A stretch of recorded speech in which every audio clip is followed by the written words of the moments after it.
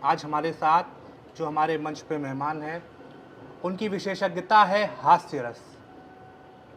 उनकी आईडी पर पता तो कानपुर का है, लेकिन उनका हाल पता मुंबई है। पॉलिटिकल सटायर के लिए वो इस समय विख्यात हैं, साथ ही अपने वन लाइनर के लिए भी वो बेहद कुख्यात हैं। हमारे साथ हैं मशहूर स्टैंड अप कॉमेडियन राजीव निगम जी। नमस्कार राजीव जी, मंच के मेहमान पे आपका स्वागत है। कैसे हैं आप? एकदम सब हमेशा मौज मस्त है? रहता हूँ, मज़े में रहते हैं।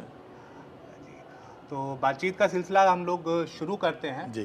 तो आपसे पहले ये जानना चाहेंगे कि जैसे कि पॉलिटिकल सटायर से आपका बहुत पुराना नाता रहा है, जी। मूवर्स एंड शेखर्स, और उसके बाद जो उनका एक दूसरा हाँ। शो आया शेखर सुमन का, उनको आपने ही लिखा था। जी।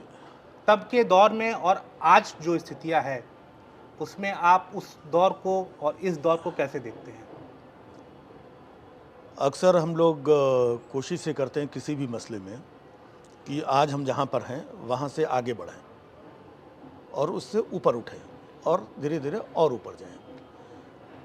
लेकिन एक इस मसले में ऐसा हुआ है कि हम जहाँ थे वहाँ से दिन प्रतिदिन, डे बाय डे हम नीचे ही गिरते जा रहे हैं। जो स्वच्छंदता थी, जो व्यंग्य की शैली हुआ करती थी, जो फील्ड हम लोग कवर किया करते थे, है ना, तो उसमें बहुत रिस्ट्रिक्शन हो गया है। हास्य व्यंग्य करने में रिस्ट्रिक्शन हो गया है, लोगों को सुनने में भी लोगों ने अपने आप, कई बार लोग मुझे ऐसे मिलते हैं कि भाई साहब सुनिए इधर, आपका ना बहुत अच्छा लगता, बस मतलब उनको बोलने में डर लगता है। उनको लगता है कि कहीं कोई सुन न ले कि मैं इनका सुनता हूँ मैं। अच्छा, तो इसी से जुड़ा एक और सवाल है, क्योंकि आप मिमिक्री भी बहुत अच्छी करते हैं, नेताओं की खासकर। तो एक दौर ऐसा भी था जब राजू श्रीवास्तव जी जो थे, अभी दिवंगत हो गए हैं, और उनके भी मैंने कुछ शोज देखे। तो एक शो ऐसा भी था कि उसमें लालू प्रसाद यादव के सामने बैठकर उन्होंने लालू प्रसाद यादव और राबड़ी देवी की उन्होंने मिमिक्री की थी, और वो खुद ठाके लगा रहे थे। क्या आज के दौर में आप मानते हैं कि ऐसा कर पाना, एक नेता के समक्ष उसी की मिमिक्री कर पाना संभव है? बिल्कुल संभव है और होता भी है, मैं करता भी हूँ, लेकिन सबके साथ संभव नहीं है, सारे नेताओं के साथ संभव नहीं सारे नेताओं के साथ संभव नहीं? कैसे नेताओं के साथ संभव है ना। जिन नेताओं के साथ पहले भी संभव था, उनके साथ आज भी संभव है। और दूसरा, जिन लोगों के साथ संभव नहीं है, क्योंकि ये हास्य व्यंग्य, ये जो सारी चीज़ें हैं, ये एक पढ़े लिखे समाज की, एक गहरे समाज की, एक सोचने वाले समाज के लिए व्यंग होता है। लेकिन जब कुछ लोग ऐसी जगह पर आ जाते हैं जिनकी सोचने समझने की और एजुकेशन की, पढ़ाई लिखाई की उतनी बैकग्राउंड नहीं होती है, उनको ये समझ में नहीं आता कि इस बात का मतलब क्या है। उनको सिर्फ इतना समझ में आता है कि ये बात मेरे बारे में क्यों कही जा रही है। और उनके जो बहुत सारे समर्थक हैं, उनको भी लगता है कि इनका नाम नहीं लेना चाहिए। आप अच्छा और बुरा वो तो बात की बात है। तो वो दौर आ गया है जो कि हास्य व्यंग्य के लिए, देश के एक अच्छे माहौल के लिए और तरक्की के लिए, डेवलपमेंट के लिए ठीक नहीं है। एक सवाल थोड़ा सा फ्लैशबैक से लेते हैं। कोरोना काल आपके लिए बेहद मुश्किल रहा है, आपने अपनों को खोया उस दौर में। उसके बाद आप कॉमेडी की तरफ से फिर दोबारा कैसे आए? उस दौर को आप कैसे याद करते हैं? देखिए कि अपने जो पर्सनल लॉस जो होते हैं घर के, परिवार के, किसी के जीवन में वो बड़ी जीवन भर के लिए एक खालीपन होता है। और ख़ास तौर से जब आप एक ही अंतराल में अपने पिता को भी, अपने पुत्र को भी आप खो दें और परिवार में और भी क्षति हो जाए, तो एक हौसला लेने के लिए आपको एक सच्चाई का मार्ग अपनाना पड़ता है। आप कब तक गमों में डूबे रहेंगे। फिर आप देखते हैं कि कोरोना काल में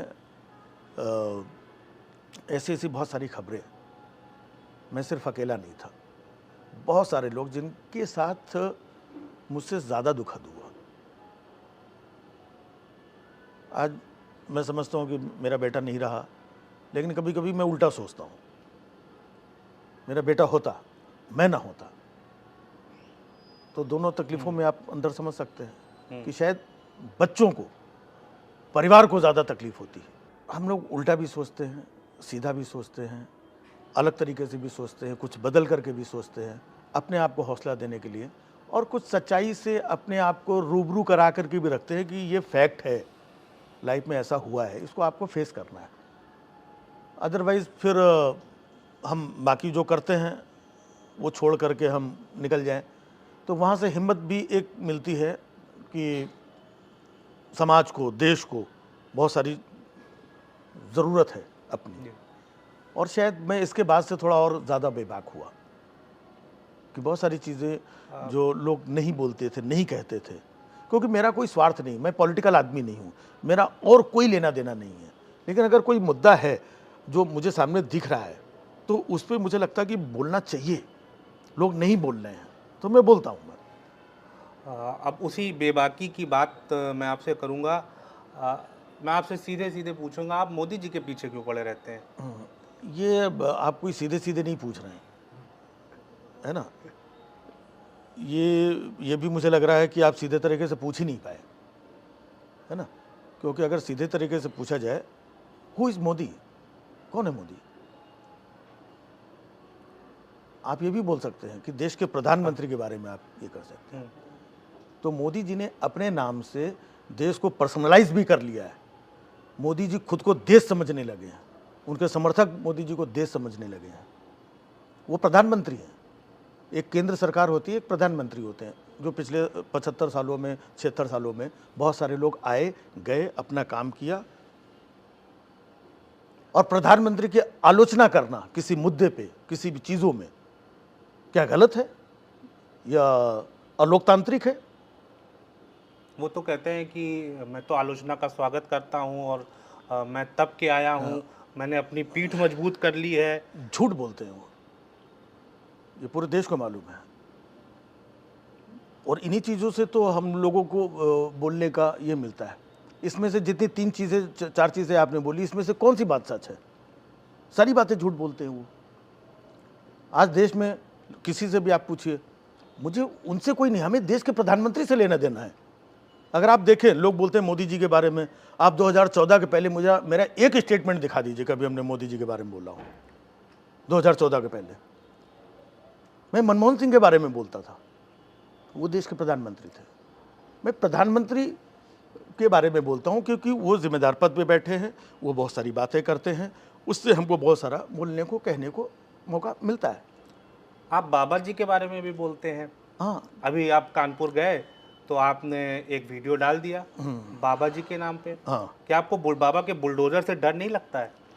नहीं, इसका मतलब उत्तर प्रदेश में जितने लोग रहते हैं, आप हो गए, आपके साथी हो गए, सब लोग डर डर के रह रहे हैं?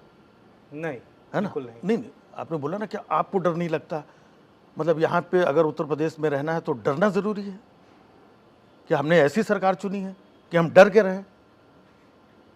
ये हमारे चुने हुए, जनता के, पब्लिक के चुने हुए नुमाइंदे हैं।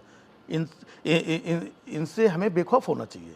ये हमारे रक्षक हैं, हमारा ख्याल, हमारे समाज का, प्रदेश का चीज़ें करना, और हम इनसे डरें? अगर ये डरने वाली बात कर रहे हैं आप, it means something is wrong. डराने का काम कौन करता है? एक हमारा चुना हुआ प्रतिनिधि, मुख्यमंत्री, जो हम सबके लिए, हम सबकी सहूलियत के लिए है, बेहतरी के लिए, रक्षा के लिए। और अगर आपको लग रहा है कि उससे डरना चाहिए तो आप भी गलत सोचते हैं, गलत मैसेज दे रहे हैं, है ना? हमें तो ये कहना चाहिए कि हमें अपने सरकार से, अपने मुख्यमंत्री से, अपने प्रधानमंत्री से, अपने चुने हुए नुमाइंदों से, किसी से डरना नहीं चाहिए। जो भी बात है इनसे खुल करके करनी चाहिए, हमें ये करना है। और रही बात, चाहे वो योगी जी हों या मोदी जी हों या केजरीवाल जी हों, कोई भी हो, हमारा व्यक्तिगत किसी से कहीं कोई अरहा नहीं है। मैं पहले की जो पूर्व की सरकारें थी, आप देखिए ना, यहाँ पर सपा की सरकार थी, सपा की सरकार के ऊपर मैंने क्या क्या हास्य व्यंग्य नहीं किए हैं। हम लोग मिमिक्री करते थे स्वर्गीय मुलायम सिंह यादव जी की, हंसाते थे उनका नाम, उनकी भाषा, उनके बोलने के तरीकों को लेकर के। अखिलेश जी के ऊपर हमने कितने वन लाइनर्स और टीका टिप्पणी कितनी की, लालू जी के ऊपर की, मनमोहन सिंह जी को लोग क्या क्या नहीं बोलते थे देश में, एक प्रधानमंत्री के ऊपर ऐसे ऐसे जोक बोलते थे। तो आज मैं जो काम करता हूं, मेरा काम है हास्य व्यंग लिखना, बोलना, परफॉर्म करना, तो मेरे काम पे पहरा बैठाया गया है।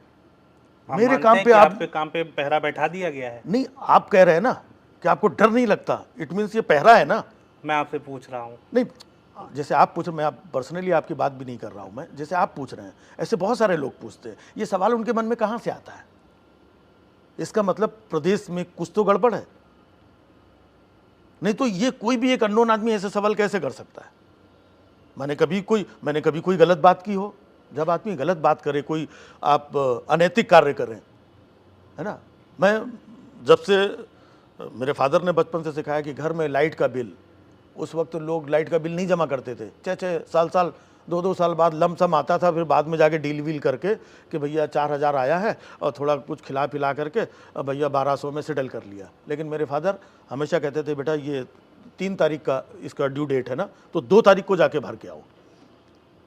आज हम अपने लाइट बिल से लेकर के आज हमारे जितने ड्यूज़ हैं, मैंने मुंबई में मेरे जितने घर, मकान, दुकान, मेरा जो भी है, सब कागज़ पत्तर पे चीज़ें, मैं प्रॉपर टैक्स देता हूँ, प्रॉपर मैं अपना टाइम से जीएसटी भरता हूँ, प्रॉपर लाइट बिल भरता हूँ। जहाँ की जो भी जिम्मेदारी है, हम अपनी जिम्मेदारी से और नीट क्लीन तरीके से। जीएसटी का बोझ आप महसूस करते हैं? महंगाई आप महसूस करते हैं? नहीं, जीएसटी का क्या है, देखिए बहुत सारी जब नई चीज़ें आती हैं तो दिक्कत तो होती है ना, कि बहुत सारे लोग जीएसटी से अपने आप को बचा के रखते हैं। क्यों? बहुत सारे लोग टैक्स से अपने आप को बचा के रखते हैं। नहीं तो यहाँ पर इतना बड़ा देश है, टैक्सेशन क्या से क्या होना चाहिए। तो शायद कहीं पूर्व सरकारें या अभी की सरकारें लोगों को ईज नहीं कर पाई और उनको उसका कंफर्ट, उसका रिटर्न प्रॉपर तरीके से नहीं दे पाई। यूपी में तो अभी देखिए कि इन्वेस्टर समिट हुआ, सरकार ने कहा कि इतने लाख करोड़ का इन्वेस्टमेंट आया। ये पहली बार हुआ है? पहली बार हुआ है ये सबमिट? नहीं, पहले भी होते रहे। हाँ, तो पहले वाले जो वो एमओयू इतने लाख करोड़ के थे वो कहाँ गए? जो पहले हुए हैं, आप तो पत्रकार है, आपको भी पता होना चाहिए कि पहले वाले कहाँ गए। और बताते हैं कि हमने ग्राउंड ब्रेकिंग सेरेमनी की थी। हाँ। और हमने बताया था कितने हमने जमीन पर उतारे हैं, जितनी घोषणाएं थी, एमओयू थे। हाँ। आपको एक शिकायत मैंने सुना है कि कानपुर की उत्तर प्रदेश की कानून व्यवस्था से भी रहती है, आप क्या उसे सही नहीं मानते? नहीं, शिकायत नहीं। अभी देखिए कानपुर देहात उत्तर प्रदेश में है, वहाँ देखिए जो घटना हुई। हाँ, मुझे उससे शिकायत नहीं है, मुझे शिकायत दूसरी चीज़ से है। मुझे शिकायत इस बात से है कि जहाँ पर ऐसे हालात हैं, डिस्टर्बेंस है, प्रॉब्लम है कानून व्यवस्था से, वो तो है। ये अभी जो घटना हुई, इससे पहले किसी व्यापारी के साथ घटना हुई थी, उससे पहले किसी और के साथ घटना हुई थी, और भी कई घटनाएं आप लोकल लेवल पे देखते होंगे। और घटनाएं देखिए होती हैं, मैं उस पर भी नहीं कह रहा हूँ, और शासन प्रशासन को जिम्मेदारी से देखना चाहिए। लेकिन मुझे जो शिकायत ये है कि उत्तर प्रदेश, कानपुर, जहाँ पे कानून व्यवस्था पूरे हिंदुस्तान में एकदम सबसे ज़्यादा चुस्त और दुरुस्त, इतना बदलाव आ चुका है। मतलब आप पेपर में, बोलने में, कहने में ऐसा दिखाते हैं कि दूर से अगर मैं कहीं अगर 2-4 साल के लिए कहीं बाहर निकल गया होता, कहीं यूएस, कनाडा, लंदन वंडन से, तो मुझे लगता कि यार सुन करके इतना लगता कि यार मैं कहाँ पे फंसा हूँ यार, अब तो अपना यूपी यार, चलो तो बैक टू राम राज्य हो गया है ना, राम राज्य आ गया है। तो अयोध्या में भव्य मंदिर बन रहा है। हाँ, अयोध्या में मंदिर बन रहा है, स्वागत है, अच्छी चीज़ों का हमेशा स्वागत है, मंदिर बनना है। और मेरा स्वागत क्यों है?